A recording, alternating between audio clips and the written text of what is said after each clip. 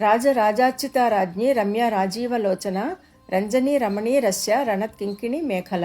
వివరణ: రాజరాజాచ్యుతాయే నమః.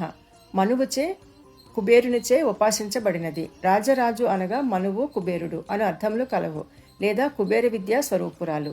రాజ్ఞే నమః. రాజరాజేశ్వరుని పట్టం మహిషి కావున రాజ్ఞి. రమ్యాయే నమః. మిగుల సౌందర్యవతి అయిన తల్లి. రమాయాహ భావం రమ్య అనగా లక్ష్మీ శోభ కలిగిన తల్లి. రాజీవలోచనాయే నమః. తామర పువ్వుల వంటి శోభ కలిగిన నేత్రములు ఉన్న తల్లి. రాజీవాక్షుడనగా మహావిష్ణువు. ఆయన సోదరి కనుక తల్లి కూడా రాజీవలోచన. రాజీవ శబ్దమునకు లేడి, చేప అను అర్థములు కూడా కలవు. కావున లేడు కన్నుల వంటి అందమైన కన్నుల కల తల్లి, చేపల వంటి కన్నులు కల తల్లి అని కూడా భావము. రంజన్యే నమః. భక్తులను రంజింపచేయు తల్లి. జపాసన్నిధి స్ఫటికము వలె అనగా మంకెన పువ్వు దగ్గర ఉన్నటువంటి స్ఫటికము వలె అరుణవర్ణ అయిన తల్లి తెల్లని వర్ణము గల పరమశివుని రాగమయిని చేయుచున్నది అనగా ఎర్రని రంగు కలుగునట్లుగా లేదా శృంగార పరవశునిగా చేయుచున్నది అనే అర్థము. రమణ్యే నమః.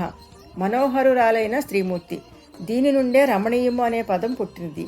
దానికి కూడా మనోహరమైనది అనే అర్థం వస్తుంది. తల్లి తన భక్తులకు బాలగా, కుమారిగా, తరుణిగా, వృద్ధగా ఎలా కనిపించినా వారికి మనోహరంగానే కనిపిస్తుంది. రస్యాయే నమః. రసస్య భావం రస్యం. స్త్రీలింగంలో రస్య అవుతుంది. రసోవై బ్రహ్మ. బ్రహ్మము రసము. తల్లి కూడా సత్యజ్ఞానానంత రూప కావున అనుభవించదగినది. రణత్ కింకిణి మేఖలాయే నమః. రణత్ అనగా మ్రోగుచున్న, కింకిణి చిరుమువ్వలతో కూడిన మేఖలా వడ్డాణము కల తల్లి అని భావము.